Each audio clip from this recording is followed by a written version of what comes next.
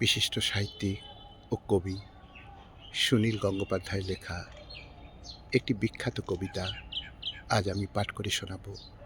কবিতা বর্ষণমালা ৩।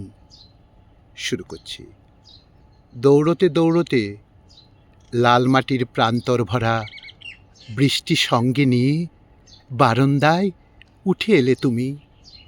কে সেখানে বসে আছে বেতের চেয়ারে, ওষ্ঠে সিগারেট, ভেজা শাড়ি লেপ্টে আছে তোমার বাতাবি নিতম্বে। সরস্বতী মূর্তির মতন কোমর, নাভিতে মেঘের ঘ্রাণ। সেই লোকটির হাতে কলম, যে হয়তো কবিতা লিখছিল। মুহূর্তে ছিন্ন ভিন্ন হয়ে গেল ৭ লক্ষ কল্পনা সুতো।